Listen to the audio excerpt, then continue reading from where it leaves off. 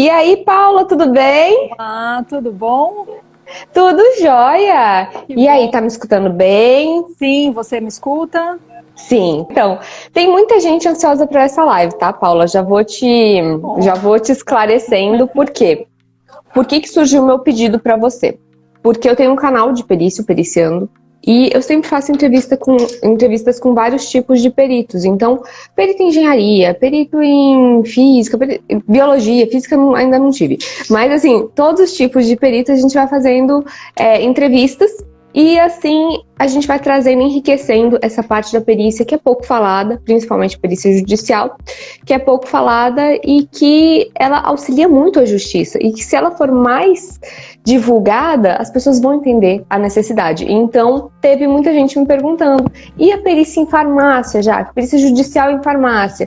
E eu falei, gente, eu não sei de áreas que não são a minha. Infelizmente, eu não sou tão assim de sair pesquisando, assim. Então, a perícia em farmácia, eu não sei muita coisa. Muitas das perguntas que eu vou fazer, eu não sei, tá, Paula? E você vai dar aula aqui, que eu sei que você sabe muito sobre esse tipo de perícia. ah, imagina, vamos conversando, é uma conversa. Sim, sim, Também pessoal.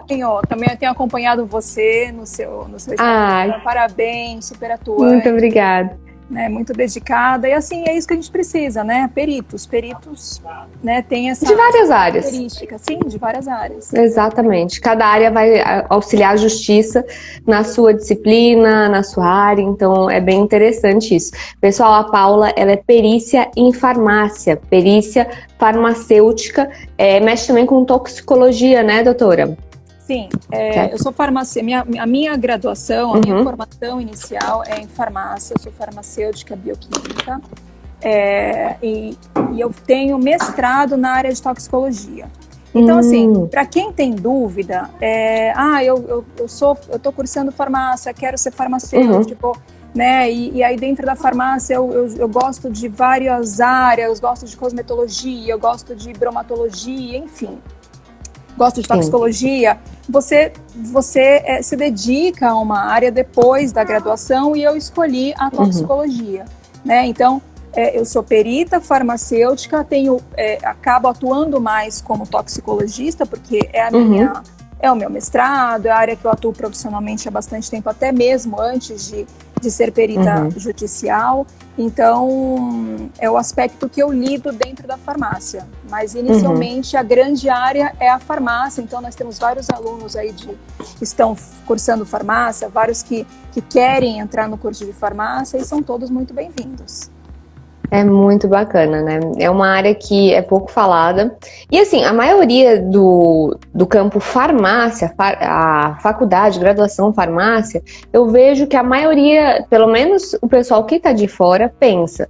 Farmácia, a pessoa vai abrir o quê? Uma farmácia. Que pra mim deve ser um ramo muito, muito rentável, porque você não vai na farmácia e você pede desconto. Não tem nem como você pedir desconto, né? Você vai na farmácia e você já tá ali precisando muito de um remédio. Ai, meu Deus. A minha gata acabou de tentar destruir minha live. Peraí. Que ela passou aqui. Normal. Daqui a pouco o meu cachorro late, tudo normal. Não, os bichinhos são assim. E a gente pensa, né? Vai abrir uma farmácia, e vender remédios, né? Ou então vai trabalhar com uma farmácia, vai trabalhar numa indústria farmacêutica, né? Que também tem esse ramo para os farmacêuticos. Mas tem um ramo da perícia, tem a cosmetologia também. Tem uma amiga que trabalha na cosmetologia. Ela é farmacêutica e ela trabalha também no ramo de cosmetologia. Acho que é um ramo que também tá muito bom, porque todo mundo quer o quê? Quer ficar com a carinha de baby, né? Então, a maioria vai gastar aí muito dinheiro com cosméticos. Eu sou uma delas. Sim, é uma área promissora.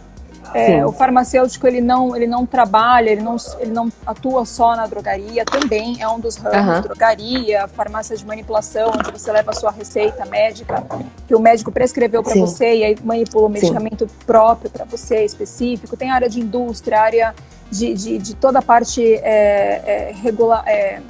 de assuntos regulatórios, enfim, é uma área vasta, então campo para o farmacêutico não falta, isso é bem legal falar, porque eu sou farmacêutica né, já há quase 20 anos e é a minha profissão, assim, do coração. Também sou Nossa, bacharel. mas eu pensei que você era formada há pouco tempo, porque essa carinha obrigada. de novinha... Muito obrigada, não, já tenho aí... Tá indo muito bem na cosmetologia, hein, Paula?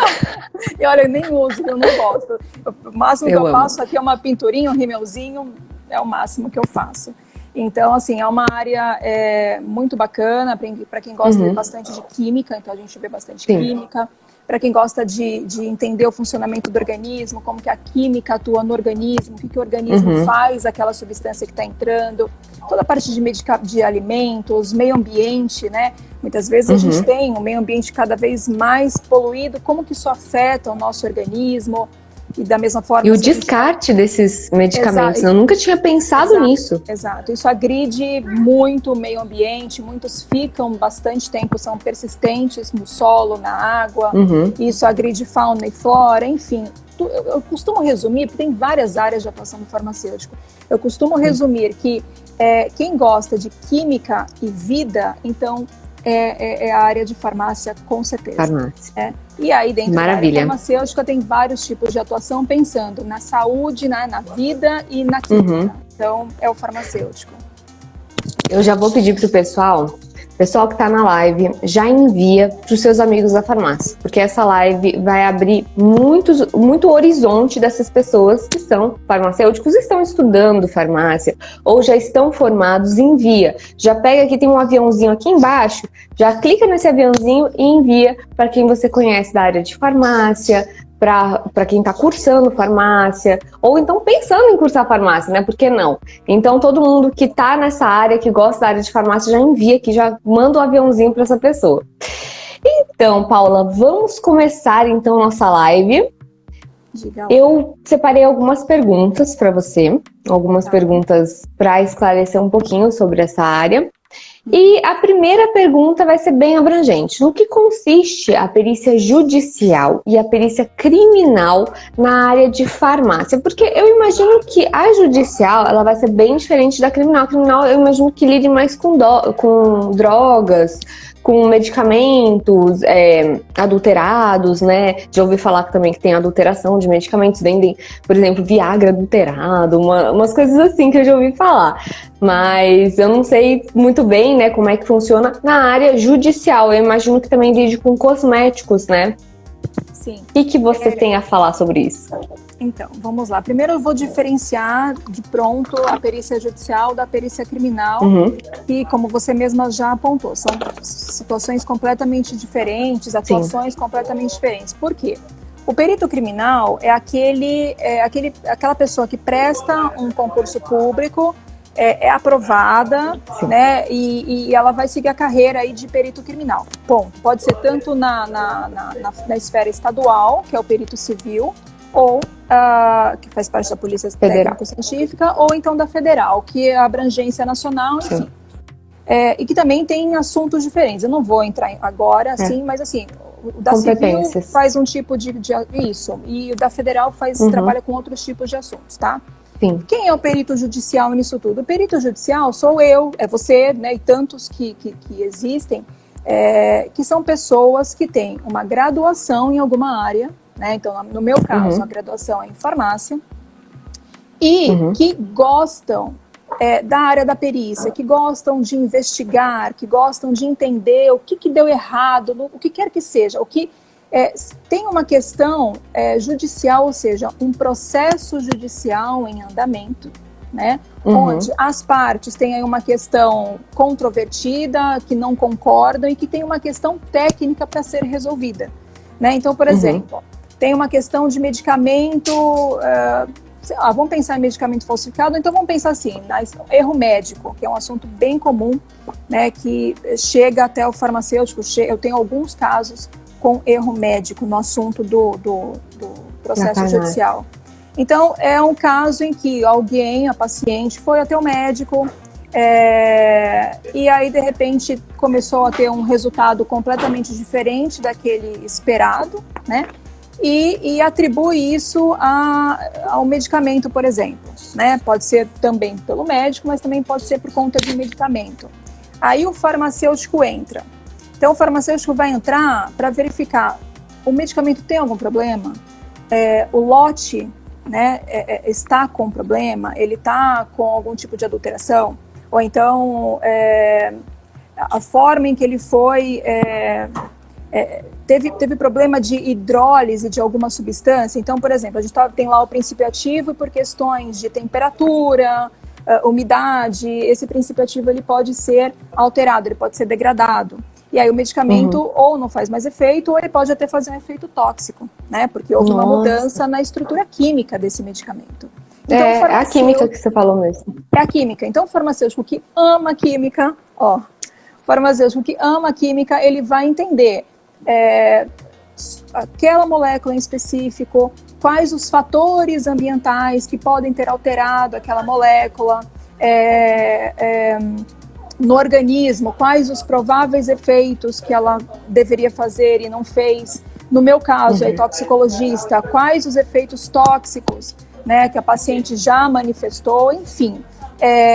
Então, o caso o perito judicial, ele está sempre relacionado com uma questão controvertida, em que o juiz, antes de dar a sua sentença, de proferir a sentença, ele necessita resolver uma questão técnica, que no caso é puramente farmacêutica, que é para dar andamento no processo, para ter o seu convencimento. Feito isso, esclarecido, então o processo segue o seu curso natural, tá? Então, o perito judicial, ele é um graduado, ele não é concursado, é claro que ele se submete a prova de títulos, ele tem que ter uma reputação ilibada, ele tem que ser idôneo, tem uma série de documentos, né, que a gente tem que apresentar no momento para sermos aceitos ou não perante o Tribunal de Justiça. E aí, com isso, você é nomeado pelo juiz, né, em diferentes casos, em diferentes processos. Paula, tem algumas perguntas chegando. Eu vou primeiro seguir o nosso roteiro da live, depois eu vou para as perguntas, pode ser? Pode. Porque daí, senão a gente vai sair muito do rumo, e tem muitas perguntas aqui que eu selecionei justamente sobre a perícia judicial.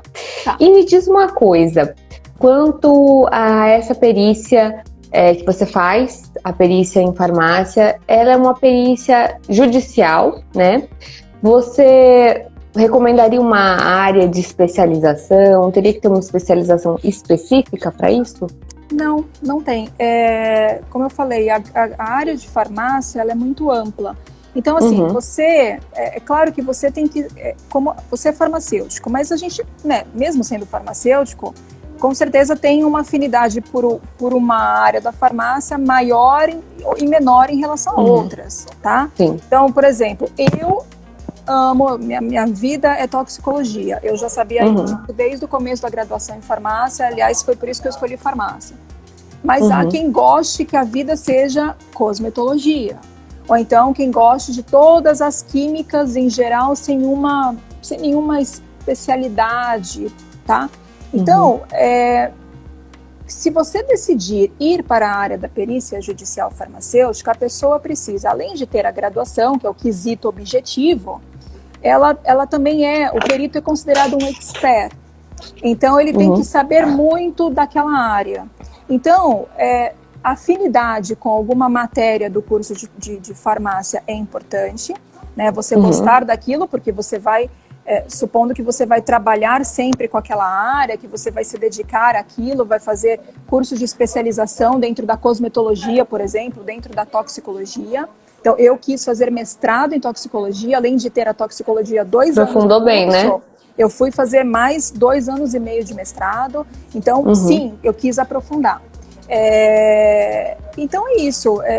Depende. Se as pessoas gostam aí da parte de drogas de abuso, da parte de veneno, que é um termo bem genérico, assim, mas de coisas que causem intoxicação, o que o medicamento pode fazer no organismo, uma série de coisas, eu indico a toxicologia. Mas se gosta da parte de cosmetologia, que vá fazer uma especialização, mestrado, enfim, em cosmetologia e tantas outras áreas do curso de farmácia, né? Aquela que a pessoa que está cursando farmácia mais gosta. Agora que você falou da cosmetologia, eu lembrei de um caso. Assim, eu não aprofundei porque foi uma conhecida minha que contou, né, que aconteceu com a empresa da filha dela.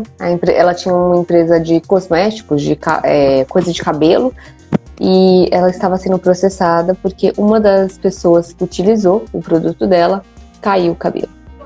Então eu pensei, será que seria... Porque naquela época eu não raciocinei, eu pensei que pudesse ser uma perícia médica, né? Eu não pensei na área da farmácia.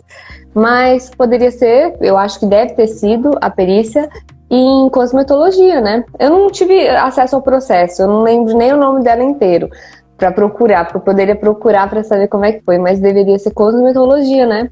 E foi constatado que foi justamente o produto dela, então... Então, esse é um problema. Eu tenho algumas perícias, né, nesse sentido, porque como envolve... sempre quando envolve alguma fraude, alguma adulteração, alguma coisa, é a toxicologia que vai estar envolvida, né? Também. Então, há perícias que são complexas. Então, que nem você falou, provavelmente foi eu pelo menos eu achava que era um perito médico e tal. Pode até ser. Se a gente tiver danos na cabeça, lesões, né?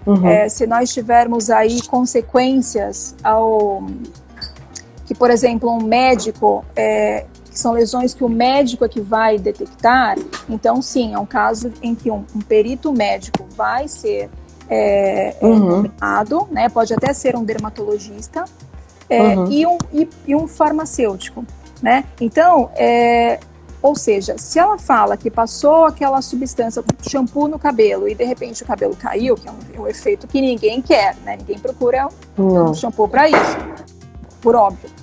Mas teve esse efeito contrário, esse efeito adverso, então que provavelmente alguma substância foi colocada ali ou de repente a formulação está completamente errada, enfim. Quem é que vai saber esclarecer isso? O farmacêutico. Normalmente, tratando-se de shampoo, nós temos a substância formaldeído ou formol, né? Que antes era bastante utilizada, hoje já há algum tempo é proibida pela Anvisa, pela Agência Nacional. Já usei muita. É comum. E assim, o pior, eu tive um caso recentemente, né? Que a pessoa foi no salão de beleza, levou seu próprio shampoo e aí de repente ela começou para fazer uma escova, era para lavar a cabeça e fazer uma escova, não era nem escova progressiva. E aí de repente ela começou a sentir um cheiro forte de química, perguntou o que era, não, nada, tal, e continuou, terminou a escova. E aí no dia seguinte o cabelo começou a cair, né? Então assim, o cabelo, né, o odor do cabelo dela estava muito forte.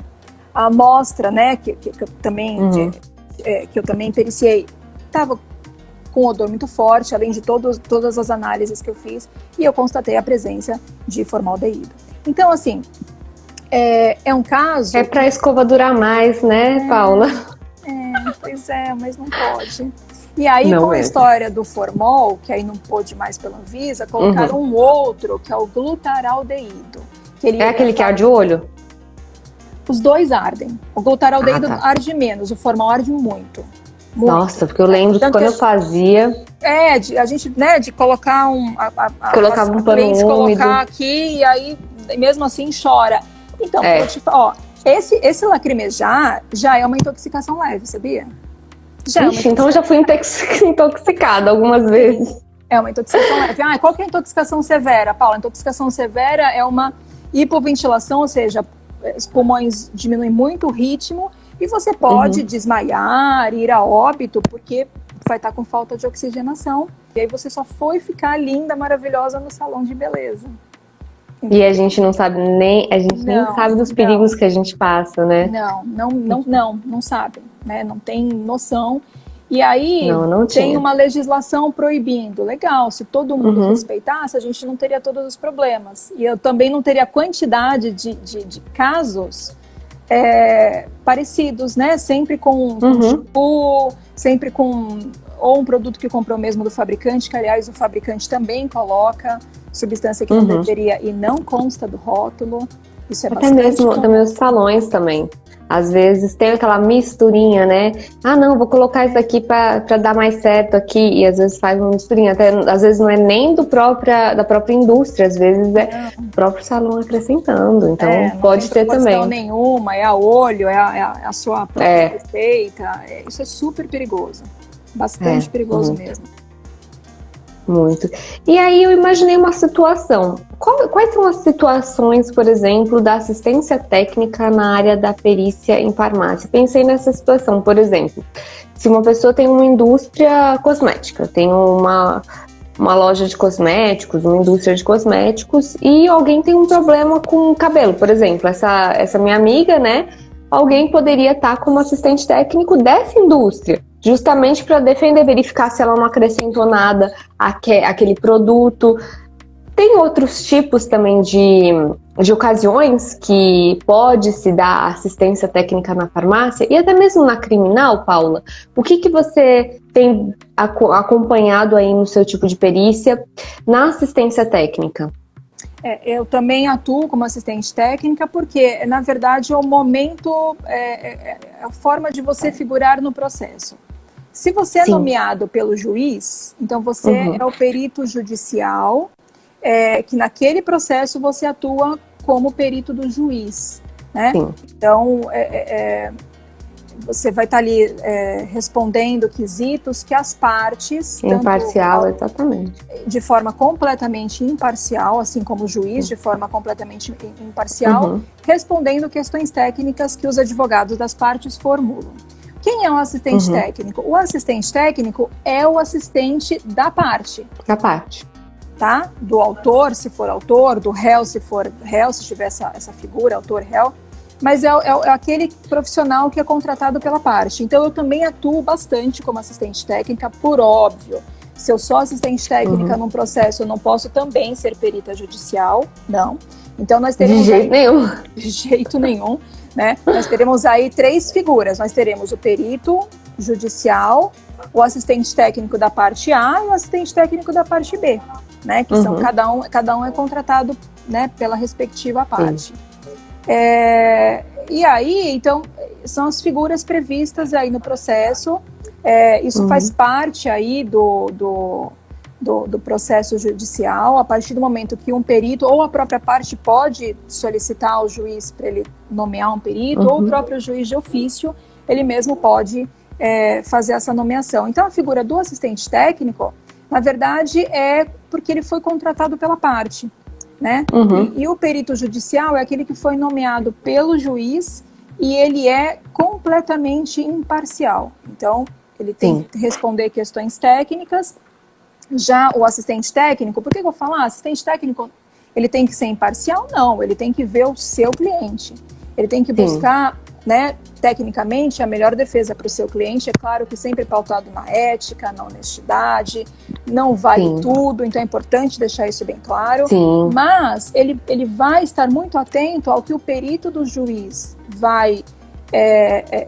o perito do juiz vai estar conduzindo o processo, né, na perícia, e ele mesmo, assistente técnico, vai formular perguntas para o perito do juiz para responder, né? Então, assim, um tem a obrigatoriedade de ser imparcial, que é o perito do juiz, o outro não. O outro está vendo o melhor, buscando o melhor direito para o seu cliente e, é claro, sempre pautado na ética, na honestidade, de forma incorruptível, todos de forma incorruptível.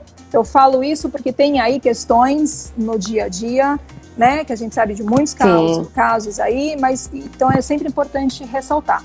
O perito, o assistente técnico, ele tem que estar sempre comprometido com a verdade. Então tem que ser sempre, né, e na verdade até uma característica da pessoa. Ela precisa gostar, né, de buscar a verdade, de destacar pontos ali que talvez ninguém viu. Então ela tem que ter um caráter investigativo, analítico. Muitas vezes passa... ligar os pontos também. Exato. Porque quando os processos chegam até nós, é como se fosse um grande quebra-cabeça. Né? Sim, exatamente. Então, assim, as informações vêm assim com um nó, tanto que chegou o perito e o assistente para tentar, né, desembolar isso.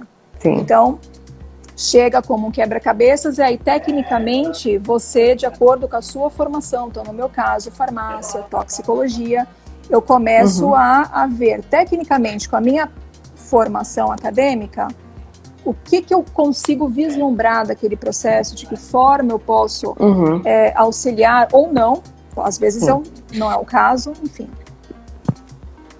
Ah, muito bacana. E, assim, quais são os casos, assim, para a gente ilustrar um pouco? O que pode, quando que o perito em farmácia pode ser chamado no processo para ser assistente técnico? Então, por exemplo, quais casos mais comuns? Eu imaginei, por exemplo, um caso de envenenamento. Supor um caso de envenenamento. Uma pessoa faleceu e aí é constatada ali uma morte natural. E eu tenho uma suspeita de que aquele meu familiar foi envenenado e não foi morte natural. E aí eu posso pedir a exumação do corpo e um exame toxicológico para saber se houve envenenamento, se não houve. Como que seria esse tipo de perícia? Pode ser. Nós estamos falando aí da esfera penal, né, da esfera criminal. Assistência na criminal. Isso. A esfera criminal, ela tem uma particularidade. Pode haver, sim, a figura do assistente técnico num segundo momento. Por quê? Porque primeiro vai ser o perito oficial. Quem é o perito oficial? É o perito criminal. Tá? Então, em qualquer tipo de situação onde envolva, que seja da área penal, se tiver que ter uma perícia, né, então normalmente é o caso lá a gente vê bastante situações assim, que aí é chamado um perito da perícia técnica, da polícia científica, né? Então, normalmente é ele que vai atuar primeiro. Mas as partes podem contratar o seu assistente técnico para figurar dessa forma, né? Então vai ter lá um laudo, né? Um laudo do IML, um laudo do IC. Esse laudo do IML pode ser, né, nesse caso, que a gente está falando aí de uma pessoa morta e que aí tem suspeita de intoxicação, mas a gente pode estar falando de uma pessoa viva que passou por perícia no IML, enfim. Então a gente vai ter lá o laudo do IML, o laudo do IC, esse laudo também pode ser um laudo psicológico, enfim, psiquiátrico, pode ter vários laudos, e aí tem uma questão relacionada com alguma possível intoxicação, seja com que for, né? E aí, então, a parte contrata o assistente técnico. Então, não vai ser um perito judicial como acontece no ambiente no âmbito civil, por exemplo, como acontece no âmbito trabalhista. Não, vai ser um assistente técnico contratado pela parte. Né? Então, nesse momento, dentro um dos casos que eu estou atuando, em dois deles eu estou na esfera criminal e eu estou como assistente técnica. Então já tem essa figura, o processo já está em andamento, ou às vezes não. Às vezes teve só a fase de inquérito policial e a pessoa quer se defender porque ela sabe que é inocente, né? Acredita na sua inocência, junta provas mostrando, já passou pelo interrogatório, enfim. Está na fase do inquérito policial e aí ainda não está em processo judicial. Então é bastante comum que o assistente técnico entre nessa fase. Não é um processo ainda, mas já teve as perícias necessárias pelos órgãos oficiais, que é o IML e o Instituto de Criminalística. E aí então o assistente técnico entra, que é para que é para atuar no processo. Acompanhar os exames. Para acompanhar, já emite laudo, né? Nesse momento. Pode também, depois, no momento oportuno, formular quesitos ao órgão oficial. Tá? Então, isso também faz parte do assistente técnico, né? Formular perguntas, né? Esses quesitos são as perguntas. Só para quem está nos assistindo entender melhor, porque aí tem a parte... Até mesmo para saber, né, Paula? Exato. Para poder esclarecer essas perguntas, vão nortear a perícia. Porque o laudo oficial, ele já foi emitido, né, no processo, que ainda não é um processo judicial, mas o laudo do perito do IML e do perito do IC, ele já está lá. Então, ele já está mostrando, ele já está dando prova material de que aquela situação, né, criminosa aconteceu e agora vai buscar-se a verdade para saber se o autor dos fatos é realmente aquela pessoa, né? Então, quem que ele vai contratar para se defender? O assistente técnico. O assistente técnico.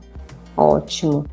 E o assistente técnico nessa área também vai esclarecer a parte, essa parte, se houve intoxicação, se não houve, a questão do cosmético também, bem interessante. E para possibilidade de intoxicação, às vezes não, às vezes a situação é tão remota, né, que você com um olhar técnico, né, você fala, nossa, não tem a menor possibilidade de ter acontecido. E se tivesse acontecido e a vítima, né, vítima, viva ou morta, ela teria tais sintomas e não teve.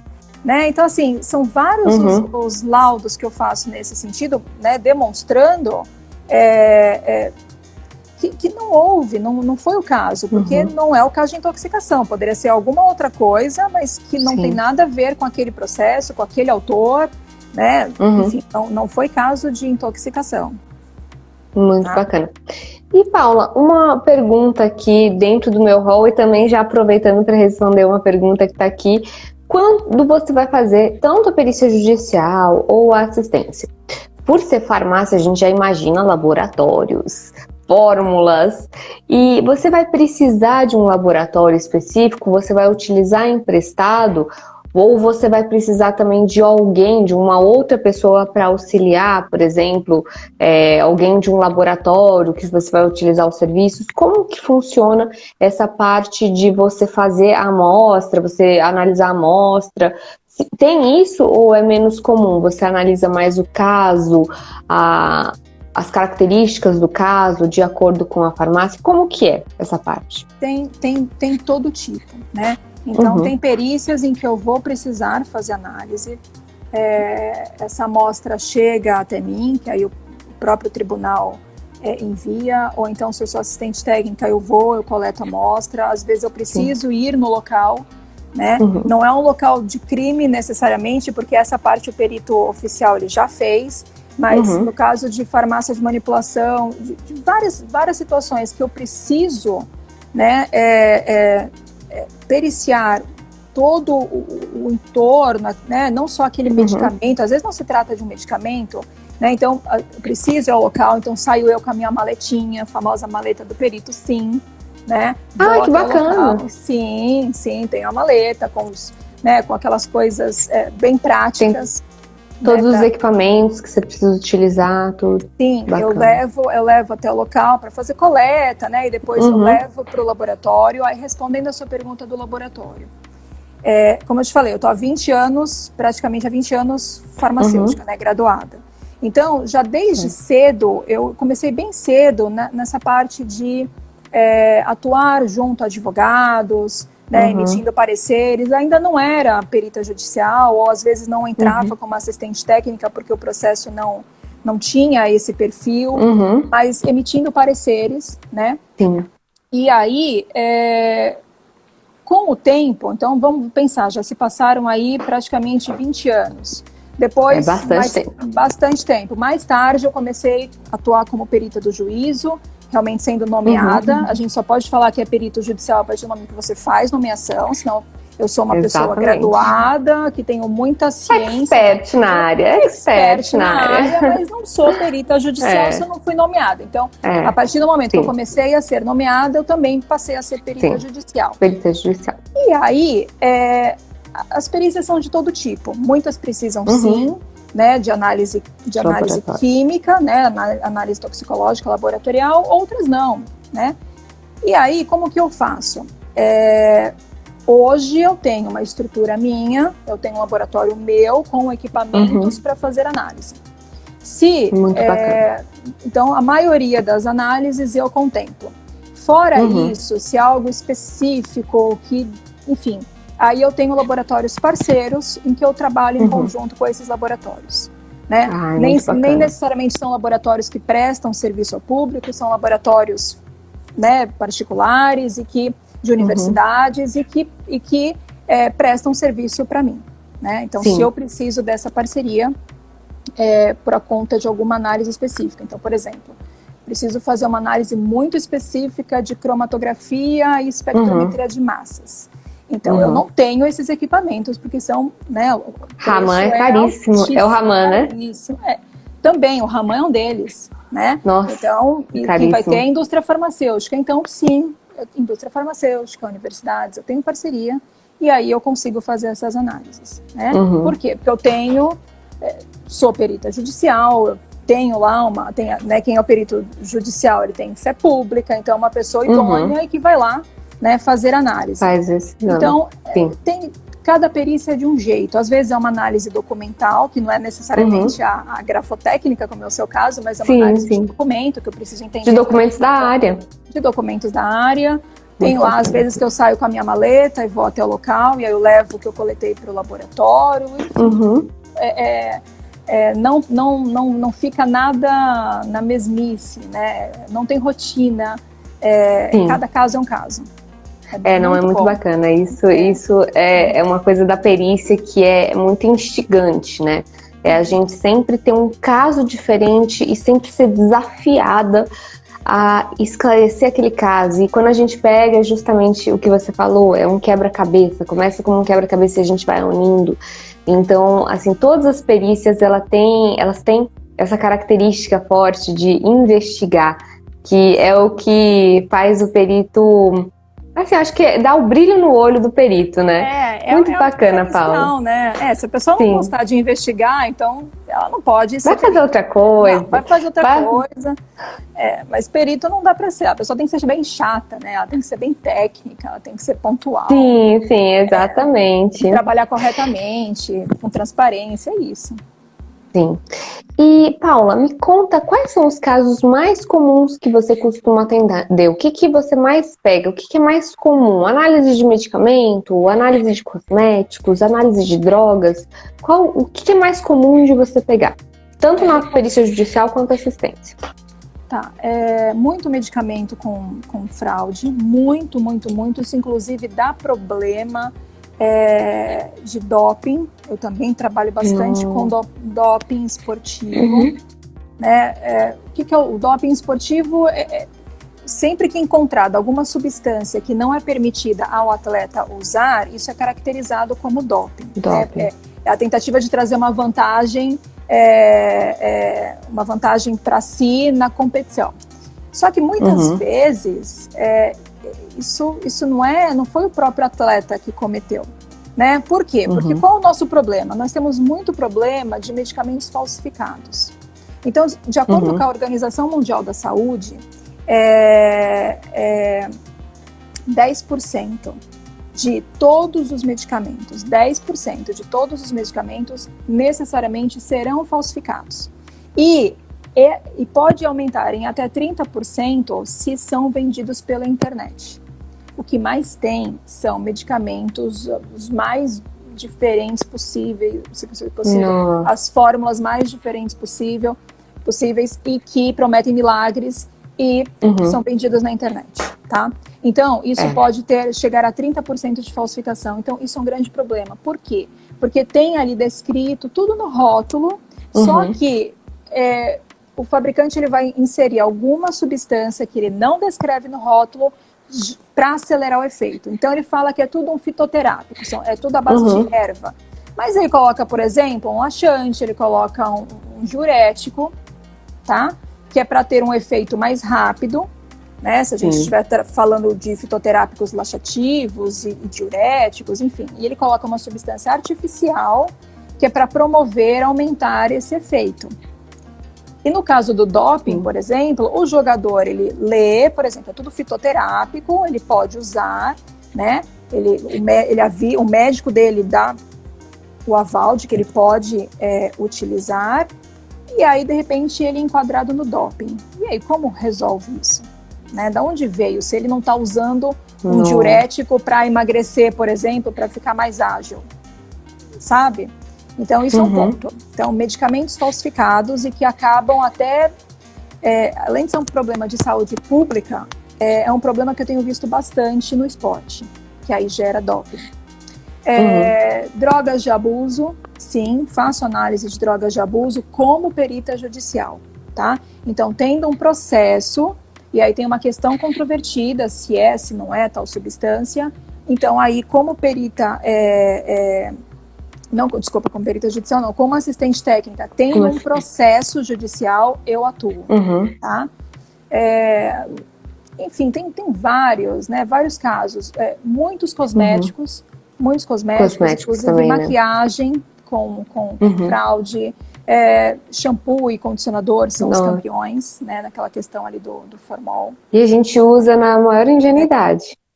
Alimento, bastante alimento com fraude, com níveis altíssimos de agrotóxico e que realmente gerou algum problema que a pessoa foi nítido. Nossa, minha filha comeu e passou mal, e aí a gente vai ver, tem um nível muito alto de agrotóxico, que a gente sabe que tem mesmo, ou então tem outras substâncias.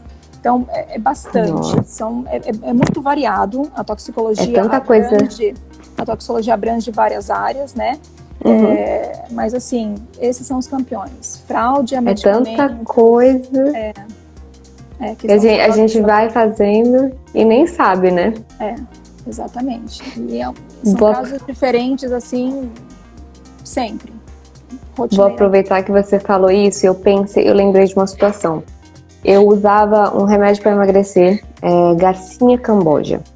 E era um Garcinia Camboja Gold, era um remédio para emagrecer, e uma amiga minha usava também. E ela falava, tira totalmente a fome, você fica ligada. E aí eu pensei assim, e outras pessoas que usavam de outra marca não tinham o mesmo resultado. Então eu comecei a desconfiar, falei, cara, não tá normal isso. Eu imagino que esse remédio pode ter alguma coisa ali que não seja só essa Garcinia. Então, assim, agora que você falou de medicamento, eu pensei, nossa, realmente, a minha tese pode estar certa. Sim, com certeza. Porque uma anfetamina, alguma coisa pra deixar assim, né? É bem comum, até droga de abuso eu já encontrei. Misturada no medicamento. E fora que as drogas de abuso, elas não são mais aquelas, né? A pessoa acha que está consumindo maconha, acha que está consumindo só cocaína, não. Tem várias adulterações, até mesmo para fidelizar o seu consumidor. Com um gancho naquela questão do remédio, teve uma pergunta sobre a perícia em atletas. E como é que é essa perícia em atletas? Porque às vezes o atleta usa um medicamento, ele não está nem sabendo, e utiliza um medicamento que tem alguma substância que cai no doping. E aí, como é que você pode auxiliar? Você faz a perícia, você demonstra que aquele atleta utilizou aquele remédio sem saber? Como que é? Sim. Como é que funciona esse controle de doping, que é extremamente importante, porque a gente está falando de atletas aí de alto rendimento, mas a gente pode pensar em um pessoal que frequenta academia, tá? Sim. E que aí toma vários suplementos, várias coisas, e acha que aquilo é legal, e essas substâncias demandam muito do organismo, comprometem muito o fígado, principalmente, enfim. Mas vamos falar dos atletas de alto rendimento, que são aqueles com quem eu trabalho. Ele foi pego no doping, porque ou antes de alguma competição, ou logo após ele, né, ter feito, ter saído, acabado a competição, ter feito a sua performance, enfim, tá? Um jogador de futebol. Então ele acabou de sair em campo, tá indo lá, né? E aí ele é solicitado para fornecer a sua amostra de urina. Bom, na hora ele vai ter que, né, fornecer a urina, e essa urina ela é coletada em 2 frascos, um frasco A e um frasco B. Aí isso é enviado para o laboratório, né? E aí o laboratório vai investigar todas as substâncias que são proibidas para uso no atleta e vai verificar se tem alguma. Se for positivo, vai sair um resultado analítico adverso para tal substância, tá? Esse laboratório não é qualquer laboratório, ele é um laboratório credenciado pela WADA, que é a Agência Mundial Antidoping, né? Então é um laboratório sério, um laboratório né, conceituado, que atende todas as normas, legislações, enfim. Então é para esse laboratório, não é qualquer laboratório. Tendo esse resultado analítico adverso, enfim, o atleta ele já precisa contratar o advogado e normalmente o advogado entra em contato comigo, né? Falando, olha, é um caso de doping, aconteceu isso, enfim, aí eu vejo se eu consigo ajudar ou não, né?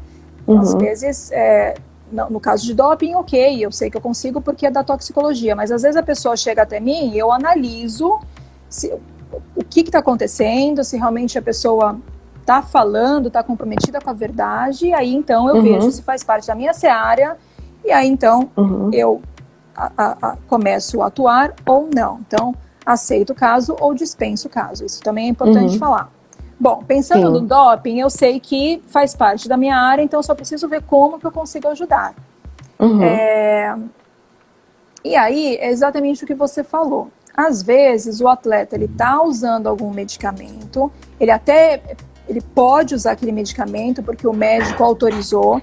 Às vezes, até um medicamento, aí como um descongestionante nasal, o atleta não pode usar. Mas, se ele mostrar que ele está sob tratamento, ou ele tem asma, ele realmente precisa daquele medicamento. Então, o atleta, o médico do clube vai emitir um parecer, vai preencher uma listagem dizendo que o atleta consome aquela substância X, né? E que se ele for pego em doping, ele vai ser pego com qualquer outra substância e não com aquela, porque aquela já está autorizada.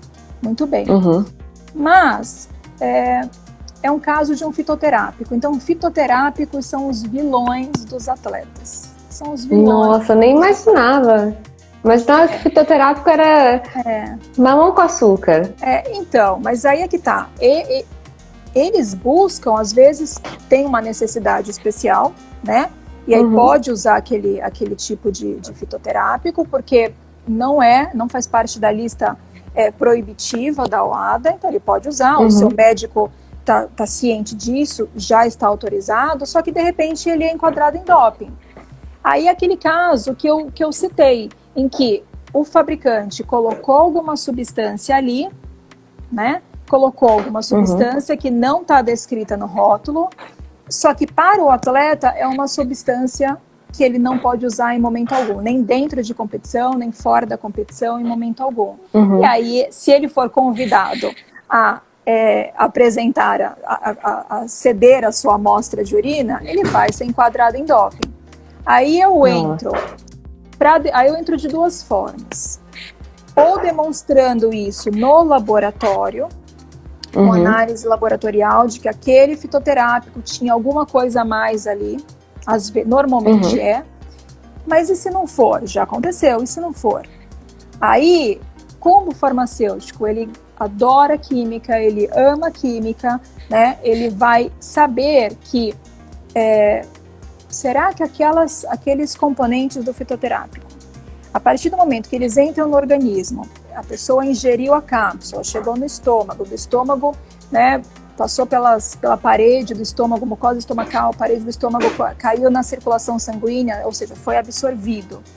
E aí, na distribuição, na hora que ele passa pelo fígado, o fígado é o órgão que biotransforma todas as moléculas do nosso organismo. E aí, ele biotransformou essa molécula e gerou uma outra molécula, que essa molécula é uma das que está na lista proibitiva da OADA.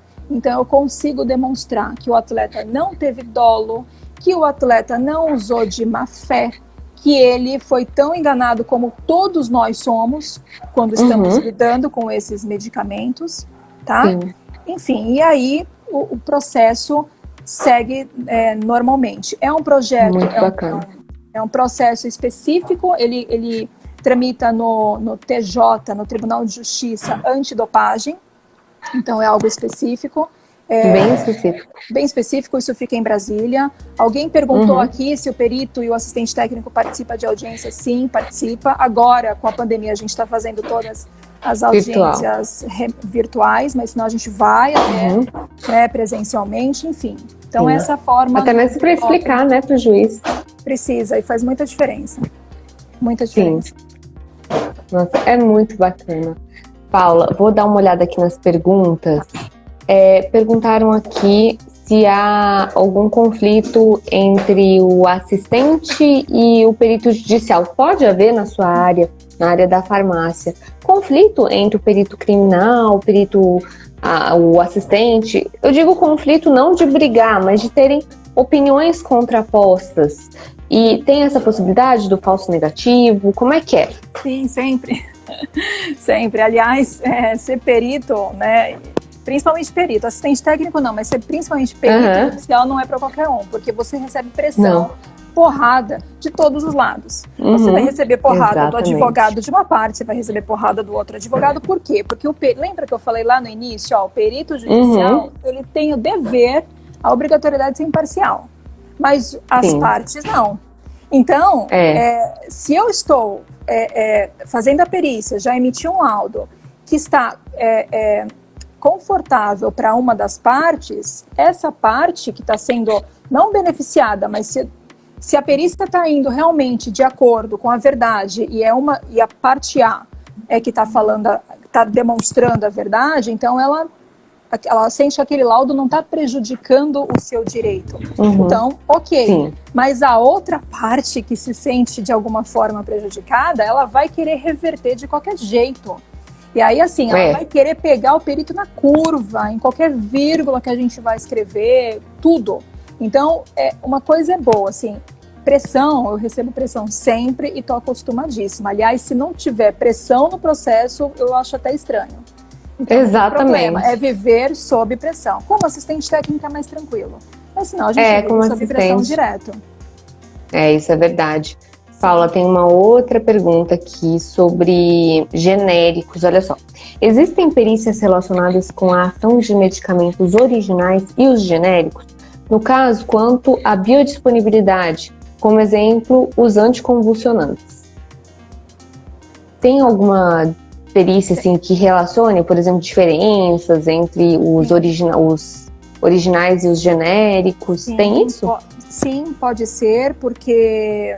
Se bem que tanto o genérico quanto o medicamento de referência, né, eles seguem normas, enfim. Então, não tem... E o genérico é a cópia do medicamento de referência, só que com a patente que não existe mais. Mas ele tem que ser igual. É diferente do tem que ter a mesma fórmula, né? A mesma fórmula, os mesmos recipientes... Né? Então, não pode ser nada diferente, tem que ter a mesma bioequivalência, tem que ter tudo igual. Isso é o genérico. Agora, o similar, ele já não tem essa obrigatoriedade. Ele pode ter um recipiente diferente, ele pode, né, ao invés de ser um sulfato de alguma coisa, ele pode ser um cloridrato de alguma coisa. Né? Então, sim, pode acontecer. Agora, se eu vou precisar de dados de biotransformação, de meia-vida biológica, o que é meia-vida biológica? É um dado toxicodinâmico, falando que quantas horas aquela substância fica no organismo. Então, meia-vida biológica é metade do tempo que aquela substância leva para ser excretada, né, na metade da sua dose. Tá? Então, assim, esses dados que a gente pensa, nossa, eu vi isso na graduação, não quero nunca mais ver na minha vida, onde que eu vou aplicar isso? Nossa, são esses dados mesmo que eu uso. Que aparece na perícia. Exato, puramente técnico. Por quê? Nossa, recentemente, né, a pessoa foi diagnosticado a substância lá na amostra biológica, isso foi um caso penal.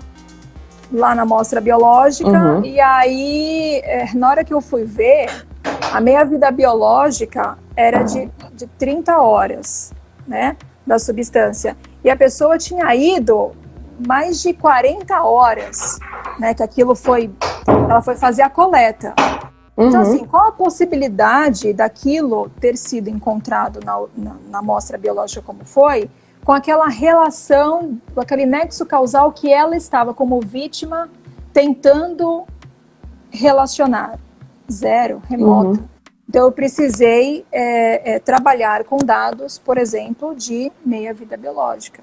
Com todos os dados, o mais técnico possível, aquele que a gente vai aprender lá na graduação, que às vezes é chato, é maçante, são muitos detalhes.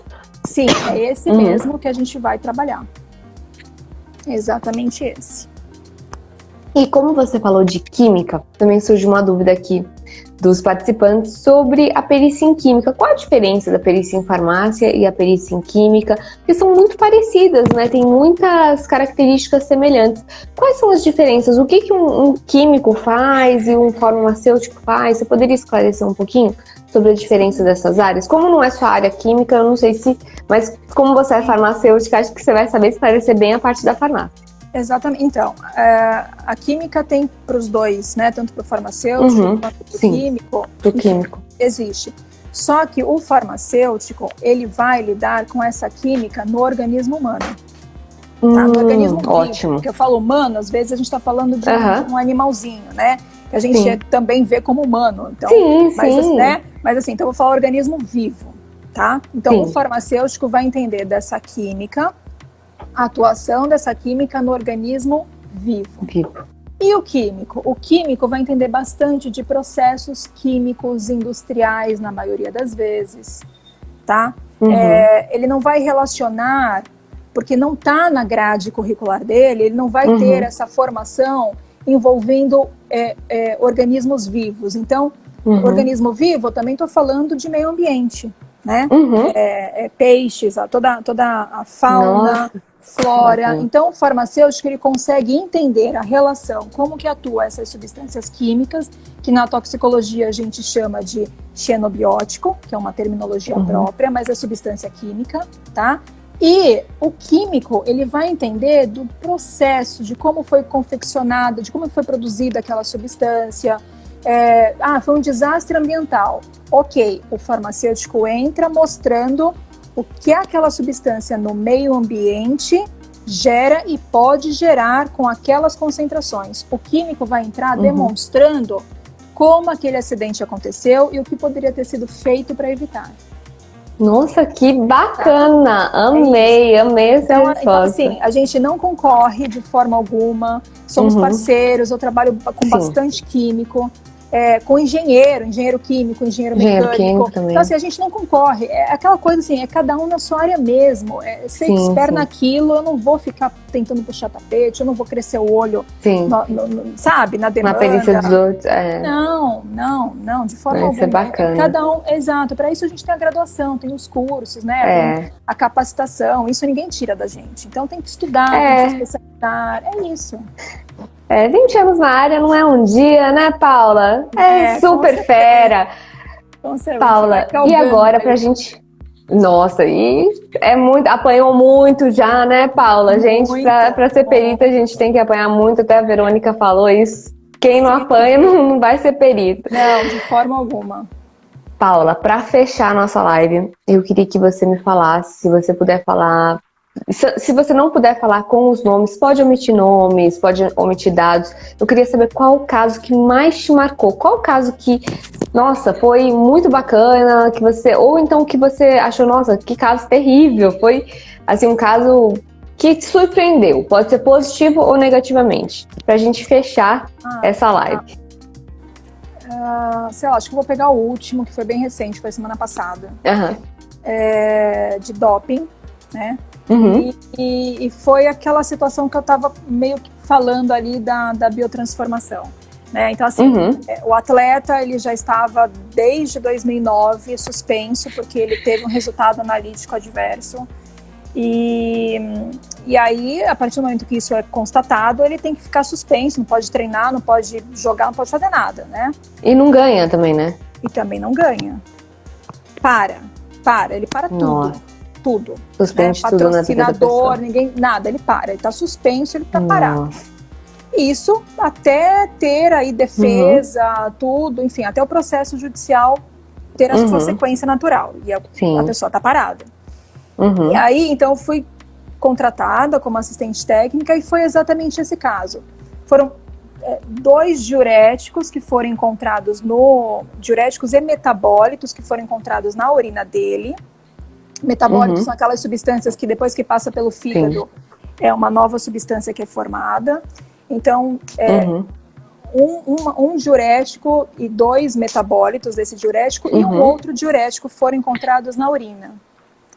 Olha, mas eu estou usando o medicamento fitoterápico X, o médico sabe, tem documentado, tá. Por favor, laboratório, faça a análise, né, do medicamento. O laboratório fez análise e encontrou só um diurético, os metabólitos obviamente não, porque isso só seria no organismo mesmo, e não encontrou o outro diurético. Então, da onde veio esse outro diurético? Da onde? Enfim, depois de avaliar o caso, não posso entrar tanto em detalhes, mas depois de avaliar o caso, eu simulei, não precisei usar laboratório, papel e caneta não, porque eu gosto de lápis. Então, papel e lápis numa e cérebro, folha, né? E cérebro, numa folha A3, né, com as folhas grandes. Sim. Para fazer todo o esquema químico da biotransformação. Quais as moléculas possíveis depois que passa pelo fígado, relacionando todos os componentes do fitoterápico, que eram vários. Fitoterápico, ele tem várias composições. Então, um fitoterápico, então, você falou que usava garcínia, não é isso? Sim. A garcínia, ela tem várias formas de atuar, vários ingredientes ativos, vamos colocar assim. Então, não é só garcínia, ela tem um monte de coisa na sua composição. Então, eu levei tudo isso em consideração e fiz um grande esquema de reação química de biotransformação.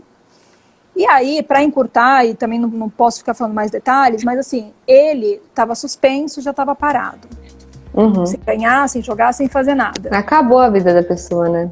Praticamente tinha acabado. E aí, como um desses diuréticos não tinha sido demonstrado da onde que tinha surgido, tinha oferecido denúncia para ele ficar condenado a 4 anos. Ele não é preso, nada disso, mas ele ia ficar 4 anos sem jogar. E aí a gente conseguiu reduzir, né, essa condenação para zero, assim. Ele pegou-se o tempo que ele já estava parado e aí agora ele já está retornando aí para os treinos e depois já pode iniciar no Você salvou uma vida, praticamente então, você salvou uma vida. Eu fiquei tão feliz, não por mim, mas eu fiquei feliz por ele, porque resgatar a dignidade. Sim. Poxa vida, né? Quanto sofrimento